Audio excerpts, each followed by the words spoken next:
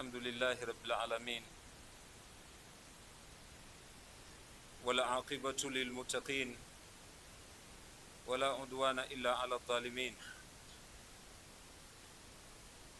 أشهد أن لا إله إلا الله وحده لا شريك له وأشهد أن محمدا عبده ورسوله أرسله الله بالهدى ودين الحق ليظهره على الدين كله ولو كره المشركون.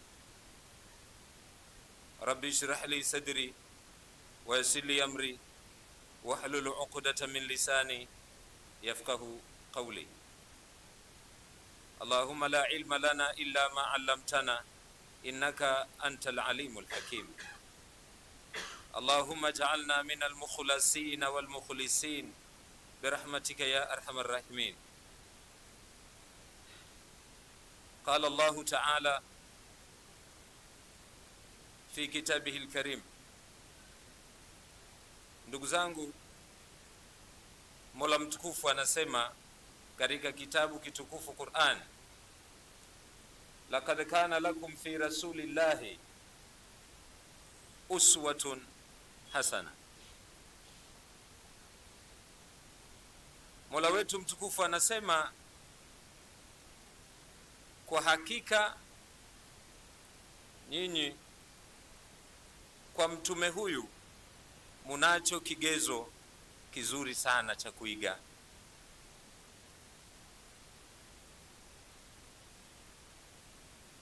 Ndugu zangu, wazee wangu, tizameni ufundi wa maneno ya Allah mtukufu. Anasema laqad kana lakum fi rasulillahi. Manake Mola mtukufu kamchukua mtume wote jumla. Hakusema Allah mtukufu laqad kana lakum fi ibadati rasulillahi uswatun hasana, au laqad kana lakum fi muamalati rasulillahi uswatun hasana, au laqad kana lakum fi qawli rasulillah. Mola hakuspecify, hakuweka kitu maalum kwamba labda mna kigezo chema kwa maneno yake, mna kigezo chema kwa vitendo vyake, mna kigezo chema kwa ibada zake, mna kigezo chema kwa muamala wake. Hapana, laqad kana lakum fi rasulillahi uswatun hasana. Ye mwenyewe maneno yake, vitendo vyake, hali zake, ibada zake, muamala wake, adab zake, itikadi zake, kila kitu Allah amekikusanya kwamba sisi hatuna safari ya kufata ili tuweze kufanikiwa isipokuwa ni kumwangalia nani? Mtume Muhammad sallallahu alayhi wasallam. Kabla hatujenda mbali katika mada hii,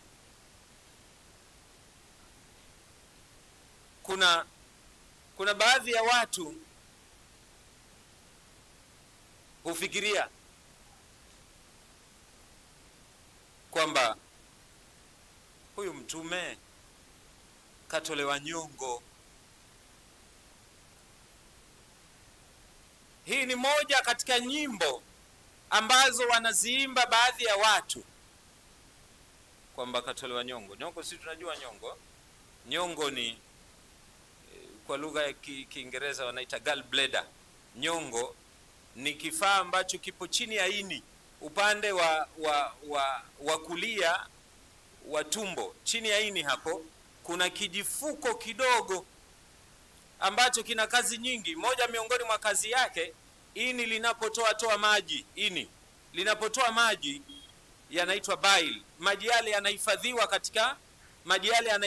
katika hiyo nyongo, na yakesha kuhifadhiwa maji hayo katika ile nyongo, kazi ya maji hayo ni nini? Ni kuyeyusha mafuta ambayo mwanadamu anayaingiza katika mwili wake, kuyavunja yale mafuta mtu anapokula vyakula vya mafuta. Kwa hivyo maji ambayo hutumika kuyayushia hayo mafuta ni hayo maji ambayo yanapatikana hapo katika hiyo nyongo, ambayo mtu unamsikia anasema mtume katolewa. Na hizi zinakuwa ni hoja za baadhi ya watu ambao hawataki kufuata sunna na utaratibu wa mtume sallallahu alaihi wasallam. Bwana mtume alikuwa na sifa hii. Mtume alikuwa na sifa hii, katolewa nyongo, au sio? Mtume alikuwa mpole lakini katolewa nyongo. Anatafuta nini? Anachotafuta ni kivuli cha kujifichia, kwamba asifanyeje? Asifuate ule utaratibu wa nani? Utaratibu wa Mtume sallallahu alayhi wasallam. Laqad kana lakum fi rasulillahi uswatun hasana. Na Allah mtukufu kamleta mtume yule mfano wetu sisi, kama Allah mtukufu anavyosema katika aya ya mwisho ya suratul Kahfi. Allah mtukufu anaonesha kwamba amemleta mtume huyu mfano wetu sisi, mfano wa binadamu wengine. Kama tunavyoumwa anaumwa, kama tunavyohuzunika anahuzunika. Qul innama ana basharun, qul innama ana basharun mithlukum. Sema Muhammad, waambie hawa watu, ana basharun mithlukum, hakika mimi ni mtu mfano wenu. Yuha ilayya, kimoja katika vitu vilivyozidi kwangu kwamba mimi ninapokea wahi kutoka kwa Allah kupitia Jibril. Yuha ilayya annama ilahukum ilahun wahid, nimetumwa mimi nije nikwambieni kwamba Mola wenu nyinyi ni Mola mmoja. Ni kwa hivyo Allah anamtambulisha mtume ni mfano wetu sisi. Na lau kama Mola angelikuwa amemfanya Muhammadin sallallahu alaihi wasallam ni tofauti na mfano wetu sisi wanadamu, basi asingetuambia laqad kana lakum fi rasulillahi uswatun hasana, au sivyo? Ingelikuwa hatuna uwezo sisi wa kumfuata, kwa nini atuambie muigeni? Waislamu, kama tungelikuwa hatuna uwezo wa kumfuata, kwa nini tukaambiwa na Mola muigeni? Kwa nini Mola atuambie tumuige? Kwa sababu Allah anajua tuna uwezo wa kumfuata matendo yake, tabia zake, mwelekeo wake, maneno yake, vitendo vyake, hali zake na kadhalika. Laqad kana lakum fi rasulillahi uswatun hasana. Liman? Aya inaendelea. Muhammad ni kigezo kizuri kwa nani? Muhammad sallallahu alaihi wasallam ni kigezo kizuri kwa nani? Liman kana yarju Allah wal yawmal akhir, kwa yule ambaye yupo anasema mimi kuna siku lazima nife, na kwa sababu safari ya kifo sio kitu cha mwisho cha maisha, na kwenda kwa Mola wangu, na nikishafika kwa Mola wangu nitasimamishwa mbele ya Mola wangu, ataniuliza maswali, na nikishafika huko nikaweze kujibu maswali na nifanikiwe kuipata pepo yake Allah mtukufu kwa rehema zake. Anayesema hivi huyu Muhammad kwake ndo kigezo kizuri. Anaishi kwa malengo. Kila anaishi kwa malengo hapa duniani, Muhammad kwake uswatun hasana. Asiyeishi kwa malengo akaona tu mimi nipo, acha ni enjoy nile, iyadhan billahi, Allah tuhifadhi. Walladhina kafaru yatamattauna wa yaakuluna kama taakulul an'am wa naru mathwal lahum, wale kufuru wanakula katika dunia wanastarehe kama anavyokula wanyama, wa naru mathwal lahum, na wataingia katika moto, huo ndio utakuwa mashukio yao. Wakati tunakuja huku, ndugu yangu ananiuliza, Sheikh, kwa nini leo umma wa Kiislamu umekuwa na shida kubwa sana katika swala la kutokuelewana, mivutano, shida? Kullu hizbin bima ladayhim farih, kila kundi, kila hawa wanaita kundi. Ndio amiri wangu aliyesimama hapa anauliza, huyu mtume sasa wa nani? Huyu mtume imekuwa wa nani? Huyu mtume wa nani? Maana wao wanasema wetu, hawanasema wetu, kumbe mtume wetu sote. Wama arsalnaka illa rahmatan lil alamin, na hatuja kupeleka wewe Muhammad isipokuwa wewe ni rehema kwa watu wote, rehema kwa viumbe vyote. Al-alam, nini maana al-alam? Al-alam kulla shay'in siwa Allah. Al-alam manake ni kila kitu isipokuwa Allah, ndio alam. Kila kitu kinaitwa alam isipokuwa Allah tu. Kwa hivyo Allah anaposema wama arsalnaka illa rahmatan lilalamin, kwa maana ni rehema kwa kila kitu.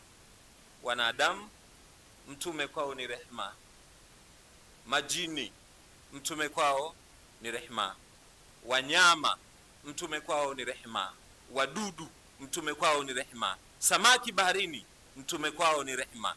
Rahmatan lilalamin, rehema kwa viumbe wote. Falnabda, hebu tumzungumze huyu mtume sallallahu alaihi wasallam ili tujifunzeni vitu vya msingi sana katika maisha yake. Kwa nini? Kwa sababu nina imani kwamba sote tunatarajia akhera, ndivyo sivyo? Kwa vile sote tunatarajia akhera na tumeambiwa huyu ni kigezo chema kwa kila yule ambaye anatarajia akhera, hebu tusikilize maisha yake huyu mtume Muhammad sallallahu alaihi wasallam ili tupate kuwa na sehemu ya kuiga katika maeneo tofauti tofauti. Eneo la kwanza ambalo nataka nianze ni eneo la nyumbani kwake mtume sallallahu alaihi wasallam.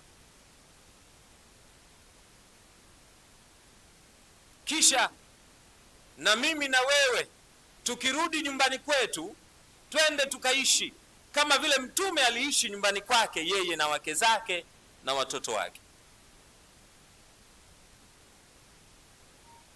Qala Rasulullah sallallahu alayhi wasallam, khairukum li ahlihi wa ana khairukum li ahli. Khairukum li ahli, mbora wenu katika nyinyi, kama mnautafuta ubora, mbora wenu khairukum li ahli, mbora wenu ni yule ambaye atakuwa ni mbora nyumbani kwake. Mbora wenu ni yule ambaye atakuwa ni mbora nyumbani kwake. Ubora upi? Ubora wa kwamba ametekeleza majukumu yake yote ya nyumbani kwa kadri alivyokadiriwa na Allah mtukufu, katika mtindo ambao ni mtindo wa busara na hekima na heshima na upole. Maana isije ikafika pahali, Allah tuhifadhi, mtu anaondoka anakwenda nyumbani kwake, pengine ana Vespa au ana TVS au ana gari au ana baskeli au ana miguu, anatembea kwa miguu, anafika nyumbani kwake tu, watoto nyumbani na mke, badala ya kufurahi wanasema inna lillahi wa inna ilaihi rajiun. Huyo kaingia simba. Sasa hivi nyumbani tena itakuwa hapana amani tena.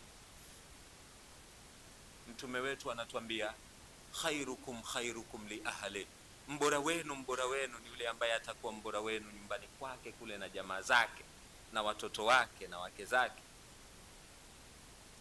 Wa ana khairukum li ahli, na mimi mtume wenu ni mbora sana nyumbani kwangu kule. Akichukua nguo mtume sallallahu alaihi wasallam nyumbani kwake akishona, akichukua vyombo mtume sallallahu alaihi wasallam nyumbani kwake akaosha, anafanya kazi za nyumbani. Rasulullah kana yakhadimu ala nafsi, mama Aisha anasema alikuwa anajifanyia hudma, alikuwa anafanya service mwenyewe. Sio tena lete hicho, mtu hajakaa lete na hicho. Alikuwa mtume anajifanyia khidma nyumbani pale, anatoa msaada, anafanya kazi za nyumbani. Huo ndo ulikuwa utaratibu wa mtume sallallahu alaihi wasallam nyumbani kwake. Ata alayya Rasulullah sallallahu alaihi wasallam Sikilizeni, mama yetu anatuhadithia kisa hiki kizuri sana. Anasema ata alayya Rasulullah sallallahu alaihi wasallam, alinijilia mimi mtume sallallahu alaihi wasallam fi layali, ilikuwa ndani ya usiku wangu. Katika yani mama Aisha anakusudia kusema alinijilia mtume usiku, ilikuwa zamu ya kulala nyumbani kwangu. Umefahamu eh? Akanijilia mimi mtume sallallahu alaihi wasallam, fadhanna annani nimtu, mtume akafikiria mimi nimeshalala. Aisha anasema nimelala, akafikiria nimelala. Falamma wadaa ra'sahu, alipokiweka kichwa chake mtume sallallahu alaihi wasallam kwenye kitanda. Thumma, mama Aisha anasema kisha mtume sallallahu alaihi wasallam rafa, akakama, akanyanyuka, akachukua shuka lake akavaa chapchap. Mnajua Aisha alikuwa yumacho hivi, hajalala, lakini anatazama tu ule mchezo namna unavyoendelea, maana anaona time hizi kaja kachelewa hapa nyumbani, na wakati huo ananyanyuka mtume huyu anachukua nguo. Aisha akajifanya kama kalala, anamchora mtume sallallahu alaihi wasallam. Akachukua shuka lake akavaa. Fa akhadha alayhi, akachukua viatu vyake mtume akavaa. Thumma kharaja kharij albayt, kisha mtume akatoka nje ya nyumba. Wa Aisha gharat, wivu kampanda, akajua huyu anaelekea kwenye nyumba ya mke mwenzangu mmoja wapo. Kwa hivyo akafanyaje? Na Aisha naye akasimama akamfuata. Kumbe mtume sallallahu alaihi wasallam alikuwa anakwenda wapi? Anakwenda kwenye makaburi ya Baqi, ambayo yalikuwa karibu kiasi mita 50 kutoka ilipo nyumba ya mama Aisha mpaka pale panapo makaburi ya Baqi. Ni masafa sio marefu sana. Kwa hivyo mtume alipofika pale, faqama, akanyanyua mikono yake akaomba dua kwa muda mrefu sana. Qama an-nabiyyu qiyamahu, mtume alikizidisha kisimamo chake kwa dua. Waqamat Aisha, nabii mdogo yuko wapi? Yuko nyuma, alimfuata katika mtindo ambao hajajua mtume nafuatwa, wasiwasi wake yeye asijekuwa anaenda kwa mke mwenziwe. Mtume sallallahu alaihi wasallam baada ya kusimama muda mrefu akapinda. Mama Aisha naye akafanyaje? Akarudi mbio mpaka mtume anakuja pale nyumbani, anamkuta mama Aisha kalala, kaekti kama kalala. Allahumma salli, kaekti kama kalala. Ya Aisha, mtume akamgonga Aisha, Aisha, hashi rabia ni ile ule moyo kupiga chapchap. Wanamwambia ya Aisha, mke wangu. Aisha kimya, Aisha kimya. Hashi rabia, una nini? Mbona moyo unakwenda mbio hivi, unapiga? Kuna nini? What happened? Kimetokea nini? Aisha kimya. Kisha mtume sallallahu alaihi wasallam akamwambia, la tukhbirni, utanipa habari nini kimetokea hapa, au la yakhbirani Allah al-azizul alim, kama utaendelea kukaa kimya usiniambie nini kimetokea, sasa hivi Mola wangu atanipa habari kimetokea kitu gani hapa punde. Nilikufuata.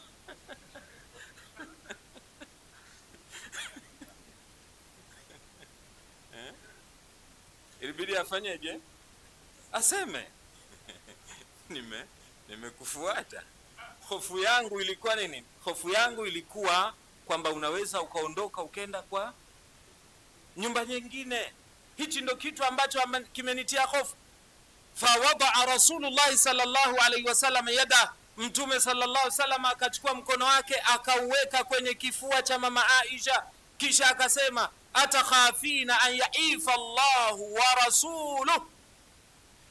Mke wangu, nikuulize, hivi unadhani Mola wako na mtume wako wanaweza wakakudhulumu? Mola wako na mtume wako wanaweza wakakudhulumu? Kwa sababu aliyenipa mimi agizo niende pale nikanyanyue mikono kwenye watu waliolala kwenye makaburi ni Allah. Amemleta Jibrilu, nikaja nikapewa ujumbe niende pale. Aisha anaambiwa maneno haya kwa busara na kwa hekima na kwa upole. Jibrilu hakuweza kuingia ndani ya chumba chetu hichi kwa sababu tayari mke wangu umeshapunguza nguo. Kwa hivyo alibidi akae kule nje, anitumie tu sauti ya kwamba niende pale kwenye makaburi nikaombe dua. Hakukuwa na kitu kingine mke wangu zaidi ya hicho. Hadha husnul muamala. Hivyo ndivyo mtume alikuwa nyumbani. Hakumkemea, hakumpiga, hakumwambia maneno machafu, hakumletea dharau wala hakumfanyia kitu. Zaidi ni kumfahamisha kwa maneno ya upole. Kwa nini? Kwa sababu yeye Aisha ni haki yake kuwa na wivu, au sio haki yake? Ni haki yake kuwa na wivu. Kwa hivyo hadithi hii, kisa hiki kinatufundisha kwamba tunapoishi ndani ya nyumba zetu, kitu kimoja kikubwa sana zaidi ambacho tunatakiwa tukionyeshe ni upole, huruma, wema, ucheshi, uchangamfu, kusaidia. Hivi ni vitu ambavyo kila wakati vinahitajika. Taalau, hiyo nukta ya kwanza. Lakini pia ndugu zangu, hebu njoni pamoja nami, twendeni sasa katika safari ya mtume sallallahu alaihi wasallam min Makkati ila Taif, kutoka Maka kwenda Taif. Wa hadhi qissatun mashhura, na hiki ni kisa mashuhuri ambacho mnakijua. Tizameni, lamma mata Khadija radhiyallahu anha, mara tu baada ya kufa Khadija mke wake mtume sallallahu alayhi wasallam, alipofariki Khadija, mama Khadija, wa mata ammuhu fi nafsi al-am, ndani ya mwaka ule ule akafa ammi yake. Nani ammi yake? Nani? babake mdogo na Abu Talib. Ndani ya mwaka ule ule akafariki. Mnajua huzuni kiasi gani hapa? Tuchukue hali ya kawaida hii, huzuni za kiasi gani anakufa mke wako kipenzi, mke wako ambaye amekuzalia watoto wengi, anafariki dunia. Kisha ndani ya mwaka huo anakuja kufa mtu ambaye amekuwa bega kwa bega na wewe, anakuhami katika shari zote, kama alivyosimama babake huyu mtume sallallahu alaihi wasallam, babake mdogo, na akamuhami katika shari zote ambazo walikuwa wanamfanyia Makureishi na makafiri wa pale Maka. Wote wawili at a time wanaondoka, wote wanaondoka. Mtume sallallahu alaihi wasallam akafanyaje? Akaona hapa sasa niondoke nielekee Taif, huenda kule nikenda nikakutana na watu ambao wanaweza wakanipokea, nikafikisha ujumbe wa Mola wangu, nikakaa kwa utulivu. Anafika Taif, akakutana na wakubwa watatu wa Taif, akawaambia lengo ambalo ameendea pale mtume sallallahu alayhi wasallam. Matokeo yake ni nini? Matokeo wakaanza kumuonesha shari. Akawaambia, na kuombeni sana kwa sababu nimewatafuta nyinyi watu wakubwa watatu, waheshimiwa wa hapa, na kuombeni sana musitoe taarifa hizi kwa Makureshi, musizieneze taarifa hizi kwa maadui, hata kama nyinyi hamtaki ujumbe wangu. Maana walifika mpaka wakamuuliza, amma wajada Allahu rasulan ghairak, hivi watu wote wakutumwa na Mola alikosa wakumtuma isipokuwa wewe? Yani wewe Mola kakurupuka akakutuma wewe, yani hakuna mtu mwingine wakutumwa zaidi yako wewe. Wakafanyaje ndugu zangu? Wakampiga mawe mtume sallallahu alayhi wasallam. Walikusanywa watumwa wao, waliwakusanya watoto wao, wakakaa huku na huko. Mtume sallallahu alaihi wasallam wakati anapita njiani wakamtupia kwa mawe mengi sana, mpaka akawa anachuruzika damu imekwenda mpaka kwenye miguu yake.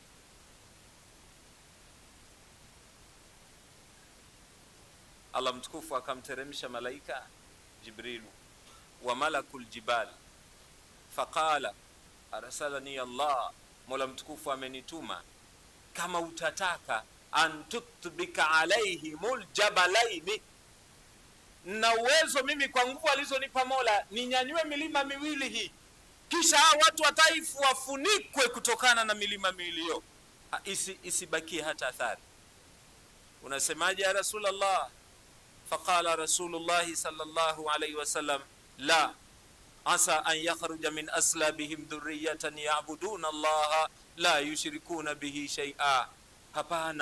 Hapana, hatua hiyo isichukuliwe. Asa an yakhruja, huenda wakatoka, min aslabihim, kutoka katika migongo yao, dhurriyatan ya'buduna Allah la yushrikuna bihi shay'a, huenda wakatoa watu wazuri hawa. Hadha kana Rasulullah sallallahu alayhi wasallam. Hivi ndivyo alivyokuwa Mtume sallallahu alayhi wasallam. Na wallahi kama sisi tutasema tunaiga mwenendo wake, basi sisi tutakuwa katika raha na furaha kubwa mno. Tutaenjoy sana, tutafurahi sana katika maisha haya. Tatizo ni kwamba yule mtume mwenyewe sisi tumemtupa mbali.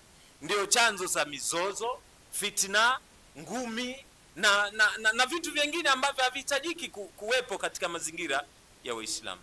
Mnajua matokeo yake? Wallahi wazee wangu, ndani ya Taif, mnaisikia nchi ya Bangladesh, Waislamu, mnaisikia nchi ya Bangladesh, mnaisikia nchi ya Pakistan, mnasikia India. Mnajua hizi zimefunguliwa na nani? Hizi nchi zimefunguliwa na kijana mmoja anaitwa Muhammad bin Qasim al-Thaqafi. Muhammad bin Qasim al-Thaqafi, huyu mtu alitoka Taif, ndio ikapatikana sababu ya kufunguliwa India, Bangladesh, Pakistan na nchi nyingi sana katika bara Hindi. Ametokea wapi? Ametokea Taif.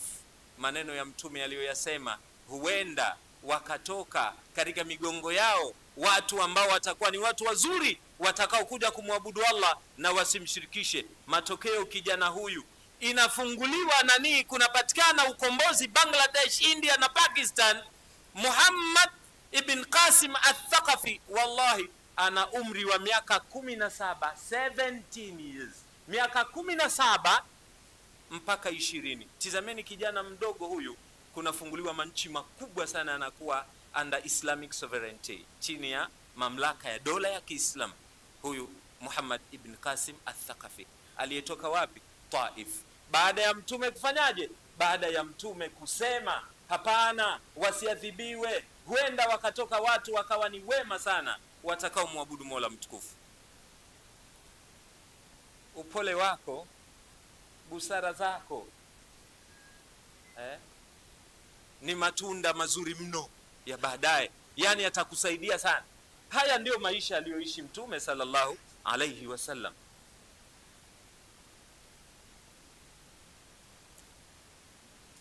Hebu tuigeni, hebu tumuigeni huyu mtu. Kama tunataka hasa, si tunataka pepo ya Mola wetu, hebu tumuigeni huyu mtu.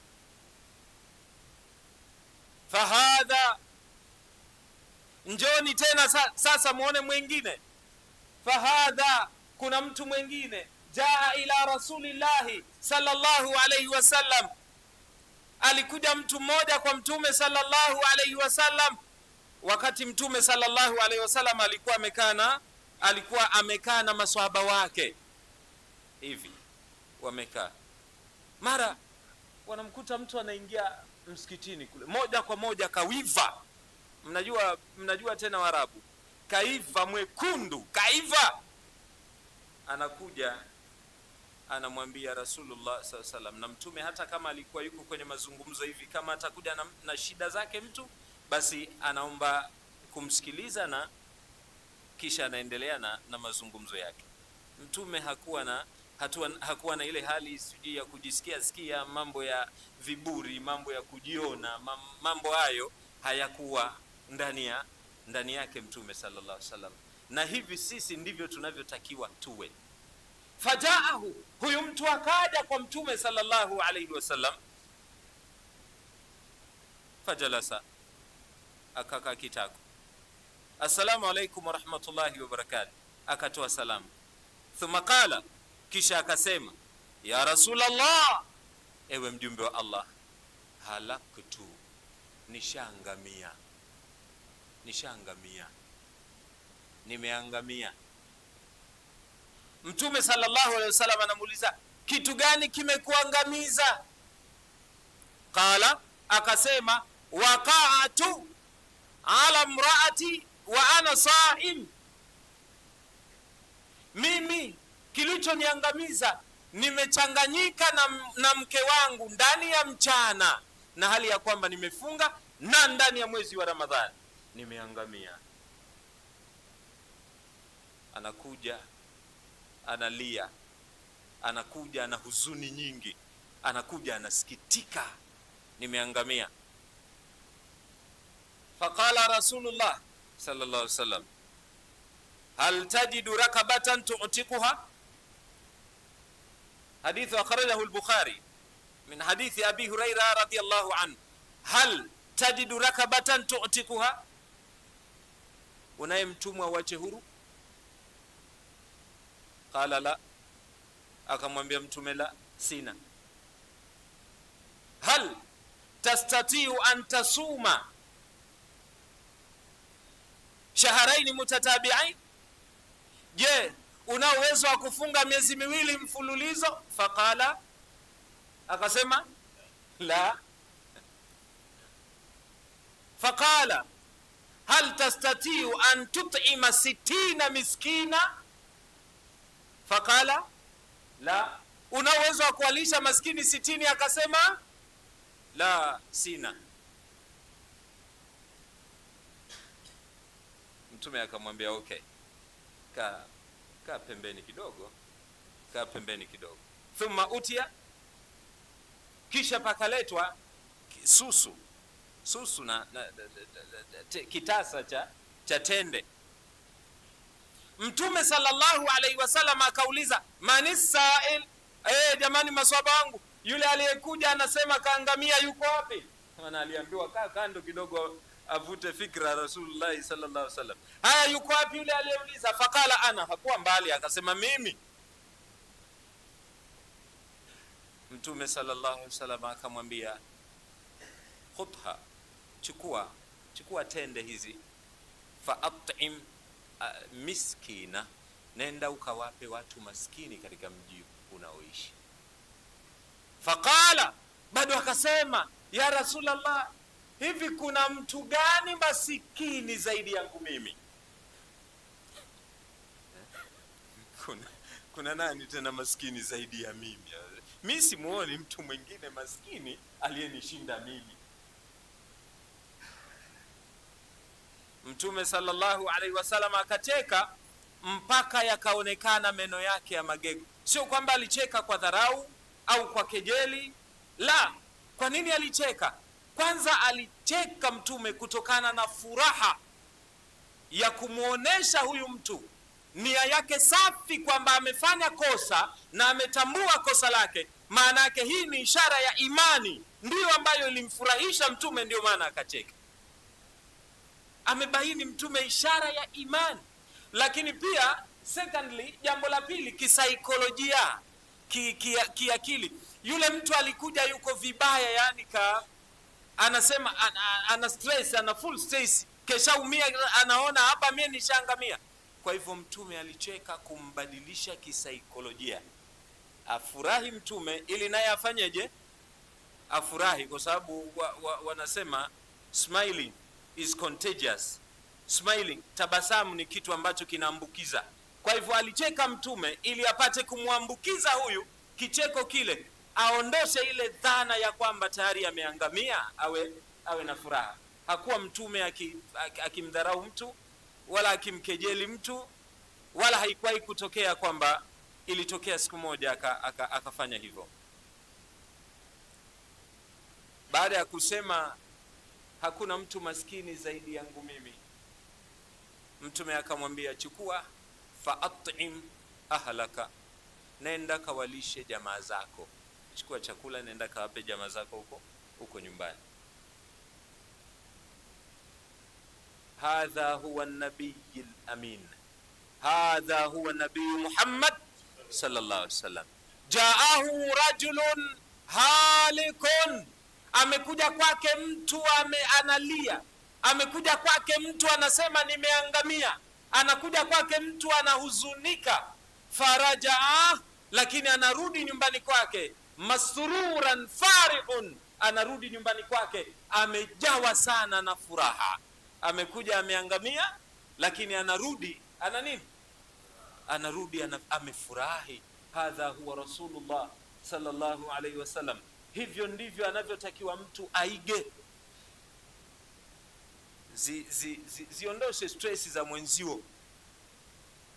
Lianna almuslim man salima almuslimun min lisanihi wa yadihi, kwa sababu muislamu wa kweli ni yule ambaye wamesalimika waislamu wengine kutokana na min lisanihi wa yadihi, kutokana na ulimi wake na mkono wake. Kadhalik pia, ndugu zangu wapenzi watukufu wa Islam, hadhihi a'rabi alladhi jaa yabulu fi na'iyati almasjid. Mnakumbuka kisa kingine? Huyu anakuja akaingia ndani ya nyumba tukufu ya Allah, wabala fi na'iyati almasjid, kisha akenda kule kipembeni akakojoa.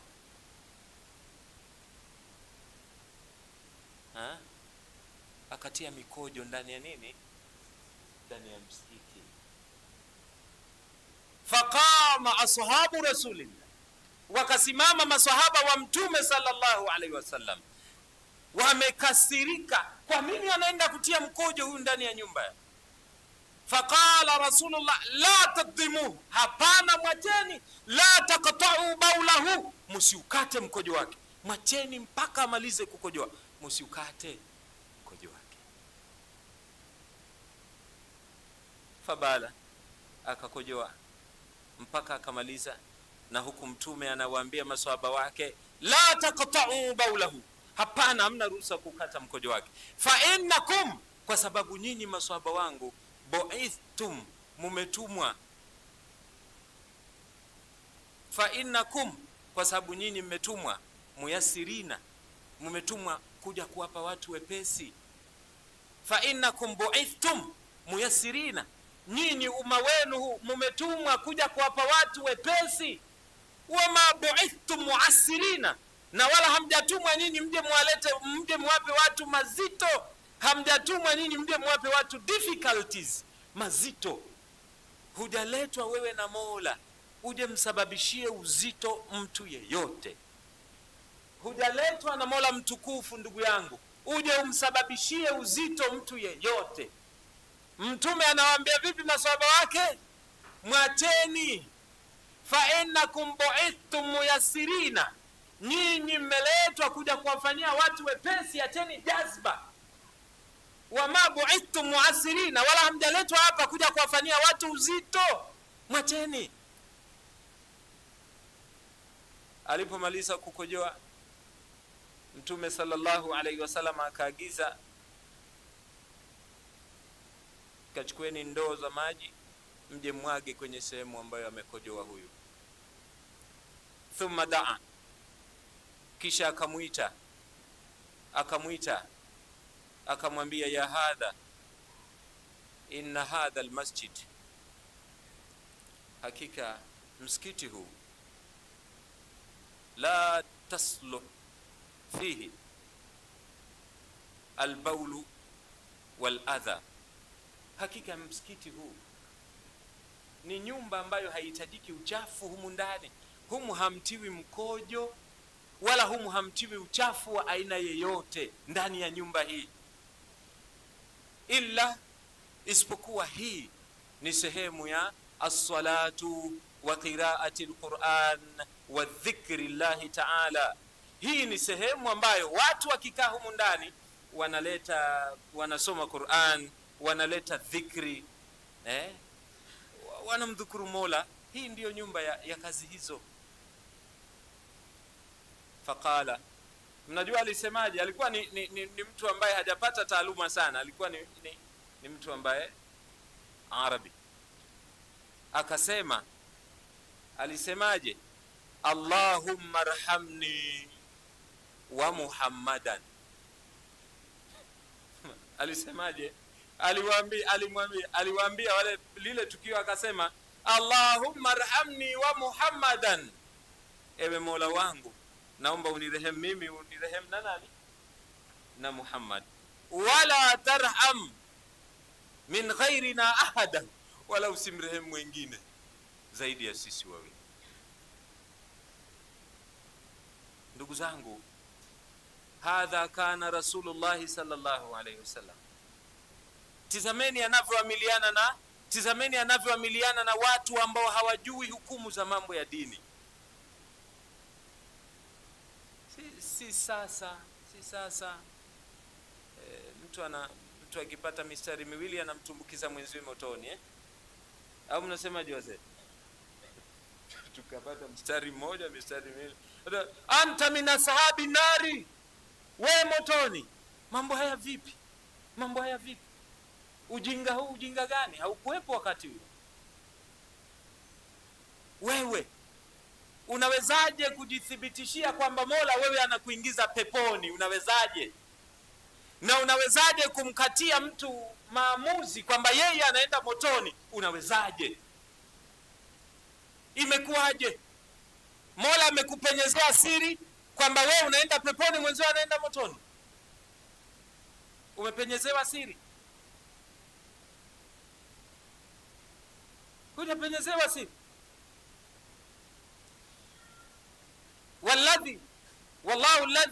Walladhi nafsi biyadi, Mtume sallallahu alaihi wasallam anasema, na hapa kwa yule ambaye nafsi yangu iko mikononi kwake, innal abda, hakika ya mja, la ya'malu bi'amali ahli aljanna hatta ma yakunu bainahu wa baina aljannati dhiraa, fayamalu bi'amali ahli an-nari ويسبق عليه الكتاب فيعمل بعمل أهل النار فيدخلها أو كما قال رسول الله صلى الله عليه وسلم. Anaweza mtu akatenda mema mpaka pakabaki baina yake yeye na baina ya pepo ziraa, akaja akalitenda jambo baya na kitabu kikawa kimeshaandikwa kwamba huyu ni mbaya, akatenda lile jambo baya, akamalizia kwenda motoni. Hatuna haki ya kudharauliana hata kidogo. Hatuna haki ya kuvunjiana heshima hata kidogo. La yasgharu qaumun min qaumin asa an yakunu khayran minhum, wala nisa'u min nisa'in asa an yakunna khayran minhun, wala talmizu anfusakum wala tanabazu bil alqab, bisa al-ismu al-fusuqa ba'da al-iman wa man lam yatub fa ulaika.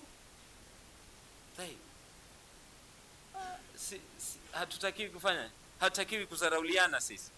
Kwa hivyo tunaona kwamba Mtume sallallahu alaihi wasallam alikuja huyu mtu msikitini, lakini kwa busara na kwa hekima akawafundisha maswahaba wake namna ya kuamiliana na watu wajinga, watu wasiojua. Nasi tutambue hii style ya kuamiliana na watu ambao hawafahamu dini, tujue vipi tunakaa nao, tusiwatumbukize watu wengine motoni. Taala, bado njoni tena. Sasa nimalizie watu wawili, nimalizie mifano ya watu wawili ili tupate kujifunza zaidi maisha haya ya Rasulullah sallallahu alayhi wasallam.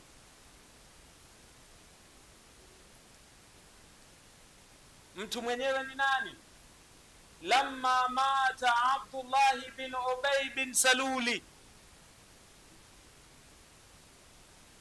alipokufa Abdullah bin Ubay bin Saluli, mnamjua Abdullah bin Ubay bin Saluli, raisul munafiqun, au sio? Ndio rais wa wanafiki wote duniani. Kila unaposikia kuna mnafiki, yeye ndo president, yeye ndo rais wake. Sidhani kama tuliomo humu kuna mtu ambaye ni mfuasi wa Abdullah bin Ubay bin Salul. Mnasemaje? Au ndo huwa hawakosi?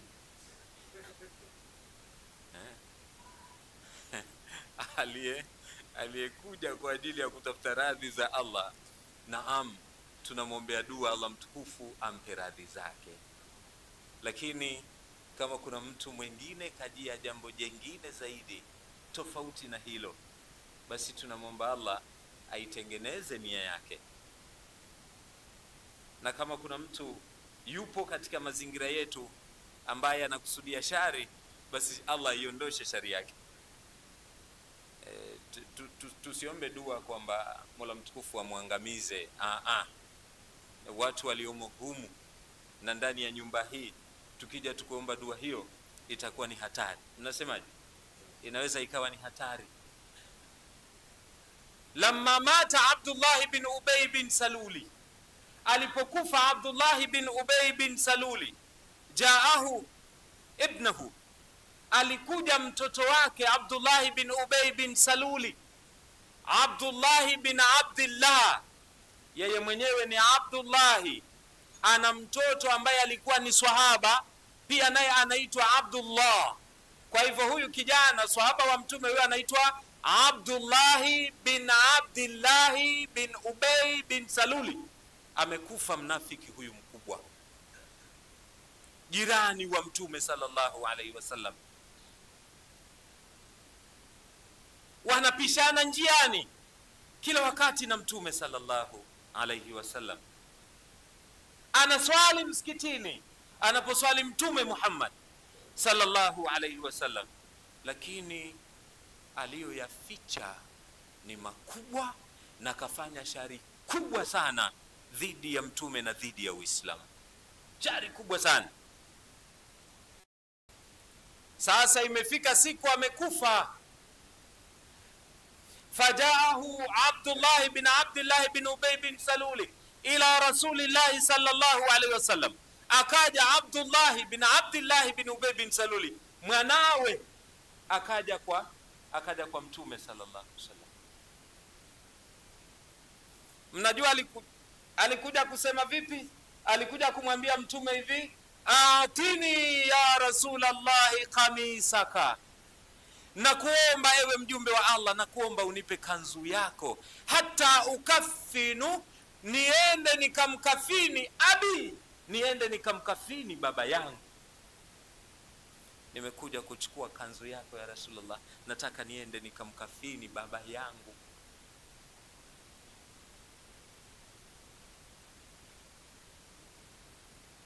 Mtume sallallahu alaihi wasallam anatambua fika shari zote ambazo amezifanya Abdullah bin Ubay bin Salul. Kila tabia yake na kila nguvu aliyoifanya katika kuambushi Uislamu, lengo lake la kutaka kuvurugika Uislamu, mtume yote anayajua kwa huyu ambaye anakufa. Yani anamjua mtume black and white, wanasema kila kitu mtume anajua kuhusu huyu alokufa. Madha faala an-nabiy sallallahu alayhi wasallam, nini alichofanya mtume sallallahu alayhi wasallam? Fa akhadha qamisahu, alichukua, wallahi alichukua nguo yake, faatahu, akampa mtoto wake Abdullah bin Ubay bin Saluli, akampa mwanawe ili nguo ile ende akakafiniwe. Mnafiki huyu mkubwa. Sallu ala nabi. Hadha huwa Rasulullah sallallahu alayhi wasallam. Akaondoka, anauliza mtoto wa Abdullah bin Ubay bin Salul, anauliza, ya Rasulullah, adkhilhu fil masjid, je nimuingize msikitini? Faqala Rasulullah naam, mtume akamwambia muingize msikitini, muingize msikitini. Thumma qama Rasulullah fasalla, kisha mtume sallallahu alaihi wasallam akaweka jeneza ya mnafiki huyu mkubwa, na yeye akasimama pale. Nini alichofanya masahaba? Masahaba wakawa wamejipanga swafu swafu, wanasubiri kumfuata mtume Muhammad sallallahu alaihi wasallam. Falamma sami'a dhalika Umar bin al-Khattab radhiyallahu anhu, alipopata taarifa zile Umar bin al-Khattab radhiyallahu anhu, kama jaa fi sahihi, kama jaa fi nani masnad ya Imam Ahmad, anasema faqama Umar, alisimama Umar bin al-Khattab radhiyallahu, mnajua alisimama baina ya jeneza na mtume. Umar alisimama hapa katikati, jeneza imewekwa hapa na mtume kasimama, yeye akasimama hapa katikati. Anamwambia ya Rasulullah, alla tadri anna hadha munafiqun, ewe mjumbe wa Allah, hivi tuseme hujui kwamba huyu ni mnafiki? Hujui ya Rasulullah? Umesahau? Wa huwa yaqul, na huku mtume sallallahu alaihi wasallam anasema aqiru anni ya Umar, hebu ondoka, hebu kwanza ondoka ya Umar, ondoka Umar, ondoka, sikukuona hapa sasa, ondoka. Umar kashikilia, anamwambia ya Rasulullah, hadha munafiqun, hakika huyu ni mnafiki. Anamkumbusha ya Rasulullah, kamkamata ma'a thawbihi, kamkamata nguo mtume sallallahu alaihi wasallam, anamwambia hadha munafiqun, mnafiki huyu. Sanda yake wakati huo ni nguo ya nani? Sanda yake ni nguo ya mtume sallallahu alaihi wasallam, nguo ambayo imegusa kiwiliwili kitukufu cha mtume sallallahu alaihi wasallam. Thumma, kisha baada ya tukio hili, ndugu zangu, wazee wangu, mtume sallallahu alaihi wasallam anaambiwa na Umar, imeteremshwa kwako, istaghfir lahum au la tastaghfir lahum, in tastaghfir lahum 70 marra falan yaghfir Allahu lahum. Oma mtume, sikiliza, kwani hujamsikia Mola anasema na maneno yameteremshwa kwako? Ukiwatakia msamaha wanafiki au usiwatakie msamaha wanafiki, hata ukiamua kuwatakia msamaha wanafiki, lan yaghfir Allahu lahum, Mola hawasamehe. Hayo maneno unayosahau ya Rasul? Kakaa katikati baina ya mtume na jeneza hapa.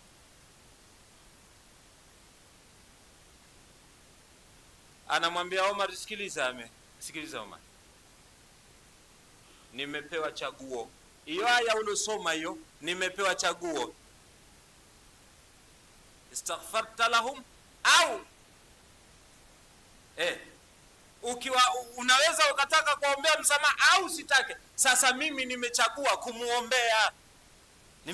kumuombea msamaha. Walau alimtu, na kama ningejua, kwa sababu Mola kaishia na hata uwatakie msamaha mara 70, lazitu, mimi Omar nitazidisha zaidi ya 70. Yani mimi nitaomba zaidi Mola msamehe zaidi ya hizo 70 ambazo Mola kazisema.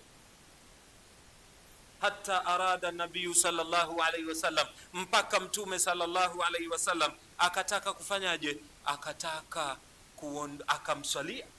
akamswalia fasalla, mtume sallallahu akamswalia. Kisha baada ya kumswalia akawa sasa anaondoka kuelekea wapi? Anaondoka kuelekea kaburini kwenda kumzika. Sasa hapo ndo ilipoteremshwa aya, wala tusalli ala ahadin minhum mata abada. Muhammad, sasa huna ruhusa wakifa watu mfano huu unaruhusa kuwasalia. Wala tusalli ala ahadi minhum mata abada wala taqum fi qabri, wala huna ruhusa ya kuondoka hapa kwenda kusimama kwenye kaburi lake. Innahum kafaru billahi wa rasulih, hakika hawa ni wale ambao wamemkufuru Mola na mtume wake. Wamatu wa hum fasiqun, na wamekufa hali ya kwamba ni mafasiki. Kuanzia hapo ndo mtume akaacha kuwasalia watu design hiyo, kwa sababu ya kuteremshwa aya. Wazee wangu, hadha huwa an-nabiy sallallahu alayhi wasallam. Wa fil akhir, na nukta ya mwisho nizungumze kuhusiana na kisa cha sahaba mmoja. Wakati huo alikuwa hajasilimu, anaitwa Zaid bin Sa'na. Anaitwa nani Waislamu? Zaid bin Sa'na. Anaitwa nani? Zaid bin Sa'na alikuwa ni Myahudi. Ndo namalizia. Zaid bin Sa'na alikuwa ni Myahudi, lakini bwana huyu Zaid bin Sa'na alikuwa ni mtaalamu kweli kabisa wa Torati, kama vile ambavyo mpo nyinyi na Qur'ani. Zaid bin Sa'na alikuwa ni mtu mmoja msomi mkubwa, min ahbari al-yahud pale Madina. Alikuwa ni mtu maarufu, anaijua Torati vizuri mno. Akasema siku moja hivi, kullama nadhartu ila wajhi Muhammadin, mbona mimi kila nikiangalia kwenye uso wa Muhammadi huyu naziona zile alama ambazo nimezisoma kwenye Torati. Mnafahamu eh? Kila nikichukua Torati nikisoma, nikimtizama huyu Muhammad, naziona hizi alama. Illa alamataini, isipokuwa alama mbili tu naziona kwenye Torati, lakini sijamuona nazo nani? Muhammad sallallahu alaihi wasallam. Fa uridu an akhtabira, sasa nataka nizijaribu.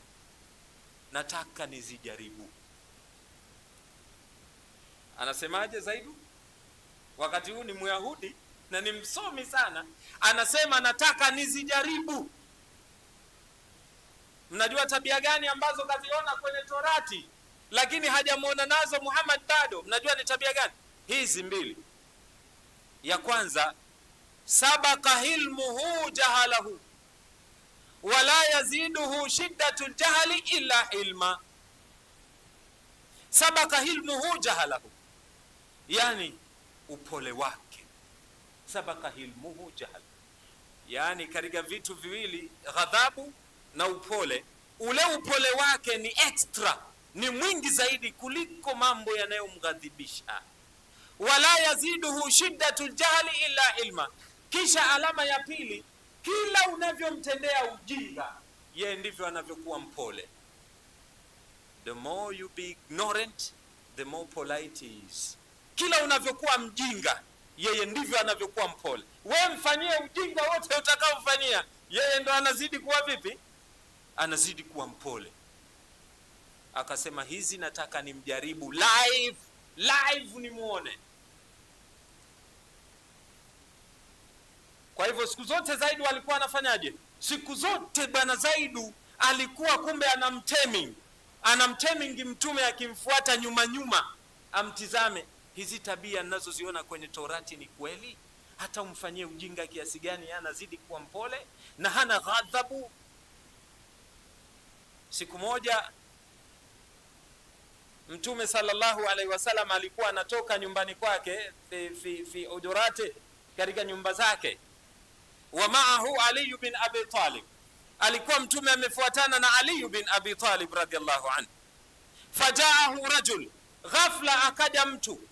Lile tendo la mtume kutoka nyumbani na wakaa amefuatana na sahaba wake Ali, kumbe bwana Zaidu alikuwa yuko around, anataka kumpima mtume sallallahu alaihi wasallam, bado hajasilimu.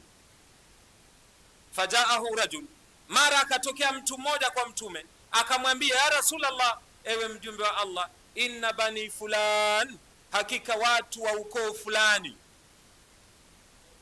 dakhalu fil islami inni wa'adtuhum in dakhalu fil islami ya'tihim Allahu rizqahum raghadan min kulli makan fa innahum al'ana asabahumul qahatu. Mimi ya Rasulullah niliwaahidi watu wa mji fulani, watu wa maeneo fulani, kama wataingia katika Uislamu Allah mtukufu atawapa riziki zao kutoka katika kila pembe. Lakini ewe mjumbe wa Allah, sasa hivi wamepatwa na ukame mkubwa. Wa inni akhafu, na ewe mtume wa Allah, mimi ninaogopa an yatrukul islama, naogopa kwa ile hali ya njaa yao wakaja wakauacha Uislamu tamaan kama dakhalu fil islami tamaa. Na hii ni hadithi katika hadithi sahihi ambayo akhrajahu al-Imam at-Tabarani, ameitoa al-Imam at-Tabarani min hadithi Abdullah bin Salam. Na hii ni hadithi ambayo anaisimulia Abdullah bin Salam, ni katika viwango vya hadithi, ni katika hadithi iliyo sahihi.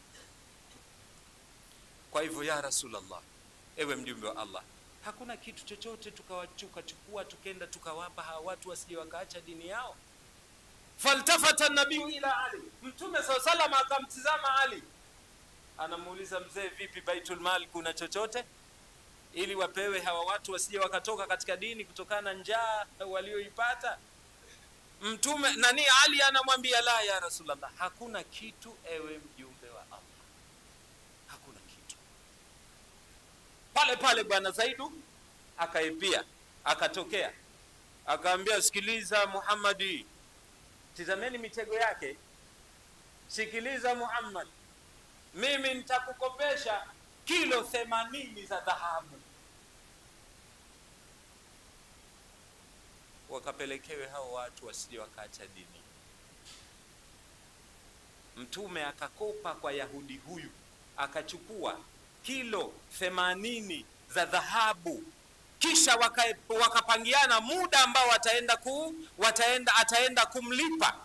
Tizameni ndugu zangu, tizameni, ikawa zimebakia siku kama 3 au 4 kufikia nini? Kufikia ile siku ambayo walikubaliana kwamba ataenda kumlipa. Hapo ndipo Zaidu akasema, sasa hapa zile tabia mbili ndo nataka nikazijaribu hapa. Sabaka hilmuhu jahalahu, upole wake ni mwingi zaidi, wala taziduhu shiddatu jahali illa ilma, na kila wewe utakapomfanyia ujinga yeye ndo anazidi kuwa mpole. Sasa nataka nikazijaribu, sisi zimebakia siku 3 hivi ili apate kunilipa deni. Leo namwendea, leo kabla ya kufika hiyo siku namwendea leo. Akamtiming mtume siku ile, faraahu yakhruju min janazati wahid min asabe, akamsubiri siku ile. Kumbe alikuwa anatoka maskoni, alikufa mmoja katika maswahaba wake mtume sallallahu alaihi wasallam, wa ma'ahu Ali wa ma'ahu Abu Bakar wa Umar wa Uthman wa Ali wa Talha wa Abdurrahman bin Auf. Timu ya maswahaba yote mtume amefuatana nayo. Anasema Zaid bin Sa'ana ndo hapa leo. Wakati mtume amekaa kitako, fajaahu Zaidun, akaja Zaidu, faakhadha min majma'i thawbin nabiy sallallahu alayhi wasallam, akaja Zaidu akamkamata nguo shingoni hapa mtume sallallahu alayhi wasallam, akamtikisha. Unajua akamtikisha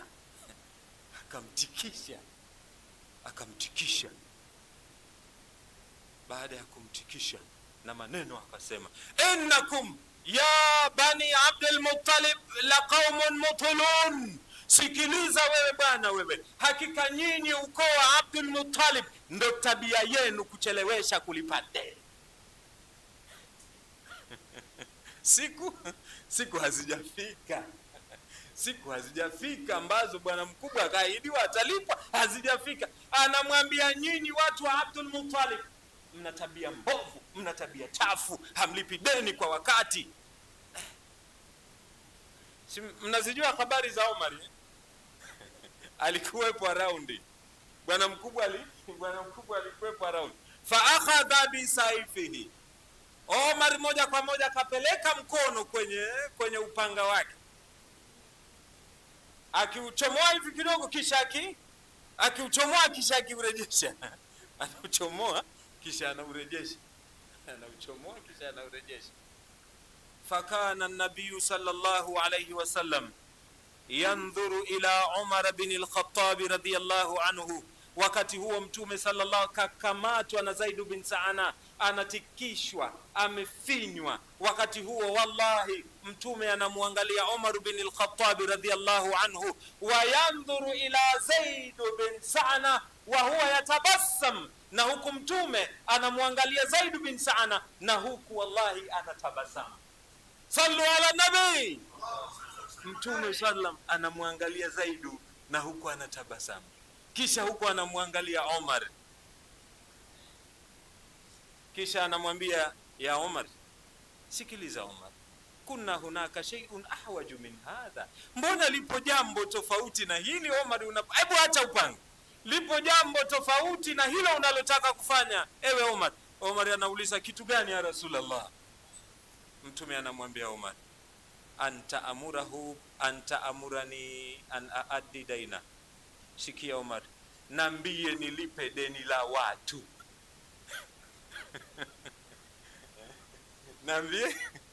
Nambie nilipe deni la watu. So upanga wa nini? Hiyo kukamata upanga wa nini? Nambie nilipe deni la watu. Wa anta amurahu bi husni talabi. Kisha second, jambo la pili, mwambie awe na utaratibu tu katika kudai. That is, mwambie adai vizuri, kisha na mimi unambie nilipe cha watu. Tunasema nilipe cha watu. Wazee wangu, Mtume sallallahu alayhi wasallam, nimalizie hichi kisa.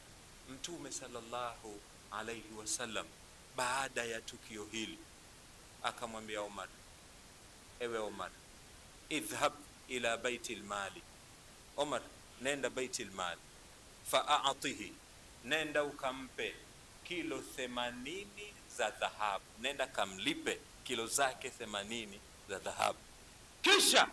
Kisha umpe 20 sa'an min tamrin, wende ukampe na pishi 20 za tende. Hadha huwa an-nabiy sallallahu alayhi wasallam.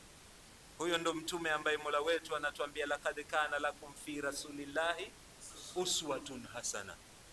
Akaondoka Omar, wakenda mpaka Baitul Mali, akachukua kilo 80 za dhahabu akampa Zaidu, kisha akachukua na pishi 20 sa'an min tamri akampa Zaid bin Saana.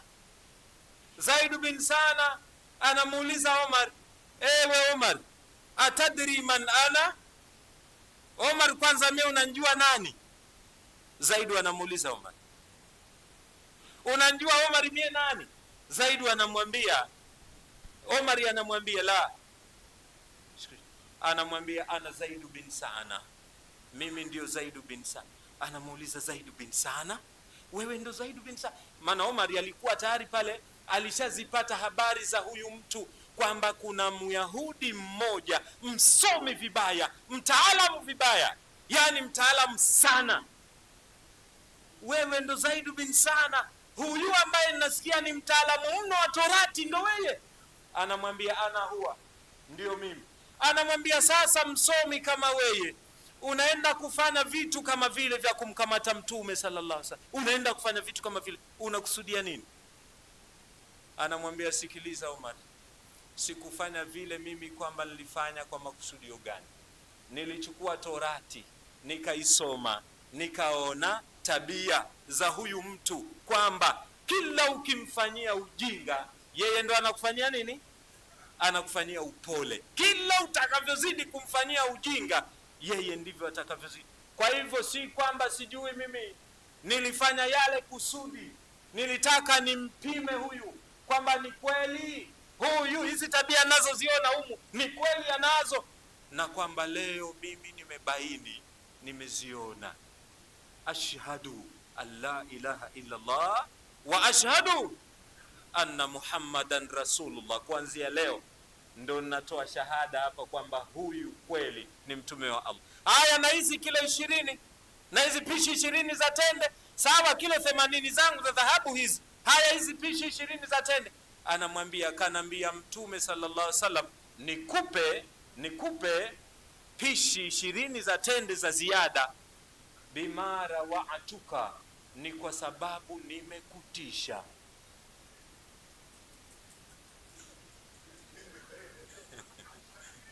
Allahu akbar.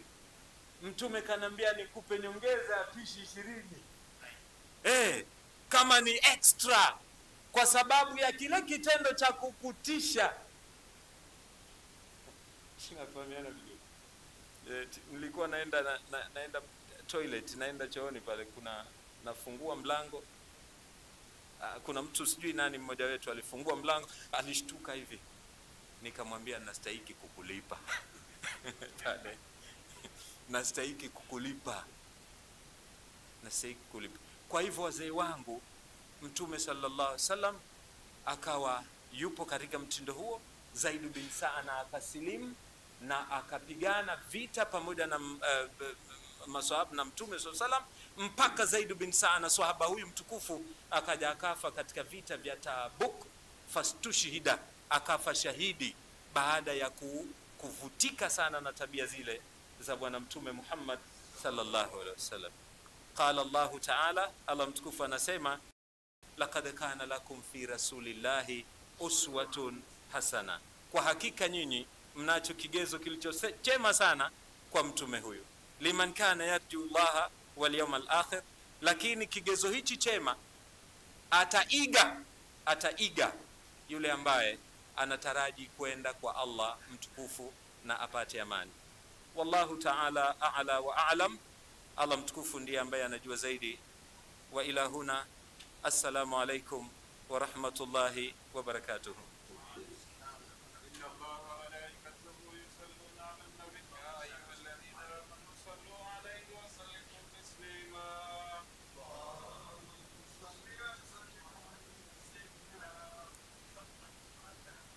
La ilaha illa Allah. Nafikiri tumepata vitu vizuri kutoka kwa Shemati. Sema hapa ni wabaya na wazuri vipi? Maka pale pazuri sana, lakini kuna mijambazi na wanawake wanajiuza Maka huko. Lakini na kule Italy na mashehe, au sio? Mwaka 2000 na uliopita huko nyuma kulifanyika uchaguzi hapa hewe, wakafa watu sana lakini kumbe rais wake anapiga tahajjud usiku. Alhamdulillah, Mungu tunaambiwa kuna mambo mabaya lakini mashehe wapo. Tunatakiwa sisi kumfuata Mtume Muhammad sallallahu, na hakuna njia ya mkato ya kwenda peponi. Allah ndo kasema hiyo kwenye pepo yake. Kasema vipi? Kamwambia Mtume asema vipi? Waambie hivi, in kuntum tuhibbuna Allah, mimi ndo njia yenu, mimi ndo rada, mimi ndo GPS. Allah anasema Mtume ndo nani? GPS ya kwenda peponi. Hakuna njia ya mkato. Sasa yeye mwenyewe kama alikuwa hivyo, angalia jamaa anamdai, anampa pesa zake, alafu anampa yeye ndo anampa nani na nyongeza, au sio? Wewe kama una jamaa unamdai shilingi 50,000, alafu anakupa ile 50 yako, alafu kama huko mkononi kashika buku 5 unainyakua, yani ushalipwa na ile 5 unaimwafua, jamaa yeye anapigwa na 20,000 kwa sababu katishwa, au sio? Sasa sisi tunaiga nini hapo? Kama wewe 5,000 mwezi anatoa faini, maana jamaa wamekaa pale wanamtetea yeye hivyo. Wanamtetea nani? Mtume, sio? Lakini sa Mtume hakurizikishwa na kitendo cha yule jamaa kutishwa, anatakiwa asisitizwe kulipa.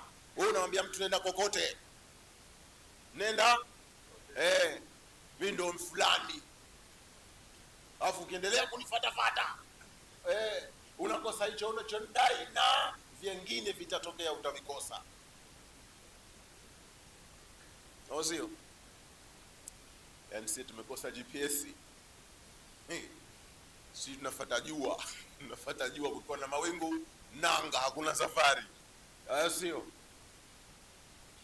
Hatari sana. Mtume ana hatari. Yule jamaa anaambiwa bwana, mimi nishaua watu 99, au sio? Sasa hebu nipe chochoro za kupenya ili nipate msamaha. Kuna raba hapa. Anaambia simbutu. Yaani wewe ni kufa motoni. Wewe ni kufa wende wapi? Anaambia ni ndio mlokuwa mfai kuulizwa. Jamaa akamaliza 100, au sio? Lakini alipoenda kwenye uswatul hasana anaambia njia mbona zipo za kupenya mpaka peponi, afu hakuna vitisho hiyo njia. Cha msingi huo mji uloua hama. Nenda zako sehemu kadhaa. Kuna jamaa huko anapiga ibada safi na Mungu mwenyewe kawarizia. Kafanye ibada nao wala haina shida. Mbona jamaa tarati, au sio? Na lau kama tungeishi kama alivyokuja kufundisha Mtume sallallahu alaihi wasallam katika juhudi ambayo kaifanya miaka 23, tungeifuata ile juhudi, hata maisha yasingekuwa magumu kama hivi yalivyo sasa hivi. Uongo? Maisha yamekuwa magumu kwa sababu tumeacha GPS. Tumeambiwa kigezo watu hichi hapa. Wewe unafikiria fundi tumpelekee kigezo cha kanzu yako au suruali yako, alafu afanye kinyume na ilivyo ile uliyompelekea, umdai kitambaa chako? Sisi tumekosa GPS. Na Mtume mwenyewe kasema jamaa, nililojia hapa liutamima makarim al-akhlaqi. Jingine neno hilo hakuna, ni hilo tu, kuja kukufundisheni muelekeo anaupenda nani? Mola wenu. Akapapatua Mtume akafundisha.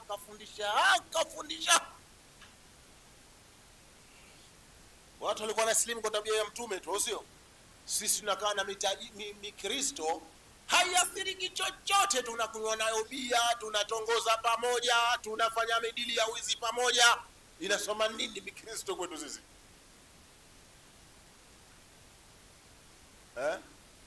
Ramadhani uletaji wa bia pia unasitishwa, maana yake wanywaji wengi Waislamu inamaanisha bia Ramadhani hazija. Uongo. Vyombo haviji ya bia hivyo hapo kwa sababu hakuna biashara. Na wale jamaa wa Kristo sio kama wanakuwa wamehama hapo. Wapo hapa lakini inaonekana wanywaji wengi kumbe Waislamu. Na imegundulika kwamba watu wengi wanakwenda kununua bia kwa mkoba kuleba, wanakuja kunywa majumbani. Yeye mnacheka. Wewe pale Amani mkoa ukiona zimetoka mikoba ukili kwa pale usifikire kama mna kuku kwa bila sijakatoroka bia. Zile bia watu wanaenda kunywa majumbani mwao, tena wanavaa kanzu safi za bei kuliko wewe umetoa mawaidha kikanzu chako cha mtumba. Inalillahi. Tumepoteza mwelekeo. Allah akasema ujamaa akaperform kila kitu na sifa zote. Kwa maatakum rasulu fakhudhu wa ma nahakum anhu. Tumepoteza GPS wazee. Sasa tutaweka alama wingu, alama wimbi. Sijui kama tutafika tunakokwenda. Alama wingu. Sasa fuata kiwingu hicho. Kiwingu kinaenda na upepo mzee hichi. Kwa hiyo ukikifuata mwisho wa siku unaenda Unguja, unaangukia wapi? Unaweka alama wingu, wimbi kija shwari.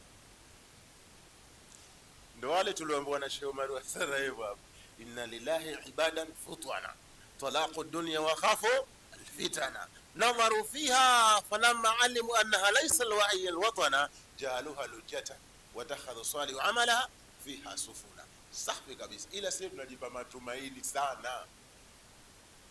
Allah anasema wanawaja wenye akili sana. Kipimo nini? Talaqu dunia, yani kuonesha wana akili wameiacha dunia. Kilichowapelekea kuiacha nini? Wakhafu alfitana, wamehofia hii dunia itawafitinisha baina ya wao na Mola wao. Wakaiangalia nadharu fiha, wakaichunguza dunia pembe zote. Falama alimu, walipotambua kwamba laisa alwahiyya alwatana, hapa si pahala pa kujiacha. Watakhadhu salihu amala fiha sufuna, wakatengeneza amali nzuri, wakaipa nafasi ya jahazi, yani ibada zao ndo wakazipa nafasi ya kwamba hichi ndo kivuko, hii ndo nusura yetu ya kufika tunakokwenda. Yani waliizarau dunia ile, au sio? Wakasemaje? Lujatan, au sio? Wakasema hii dunia hii ni kama kwamba maji ya Mumbu. Unajua maji ya Mumbu? Maana yake maji, wanasema maji ya bahari. Maji ya bahari yanajaa na kutoka, au sio? Yanaweza yakatoka yakakupeleka mpaka mkondo wa nje huko, lakini yakijaa yakakuleta wapi? Jamaa, maji yanaenda kusini sasa hivi. Kwa hiyo tusaidiane kwa kasia na maji yanaenda huko uongo, masaa 3 ufuko huo hapa. Yanaona hao bosa nanga. Msaada utapatikana hapa, hatujanusurika. Lakini Mungu, shehe wangu, ulikoelekea ndo huko kama kwenye kiwambaza mpaka kitaanguka. Uongo. Ikinyesha mvua, shehe wangu, unaweza ukakuta maji huko kwenu sijui, lakini kuna mitaa mingine huko maji ukakuta yametiririka kutoka huko milimani, yamebeba viroba vya taka, vipolo vya pempasi. Halafu mara ile mvua yenyewe ikianguka unakuja ile mataka yote umeokoa uwanjani kwako pale. Maana mvua ishapita. Yani kwamba kama ni mtu yule ndo kaangukia Mombasa wakati alikuwa anakuja Unguja, kajiacha kwenye ule Mumbu.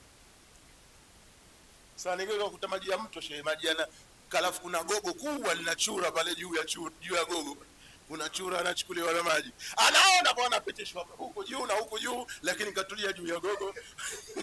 Na gogo mwisho wake pwani mzee. Na chura na maji ya chumvi tofauti. Lakini asemi hapa mzigo ngoja ndiachie hapa ni sema maana yuko maskini na njia wapi?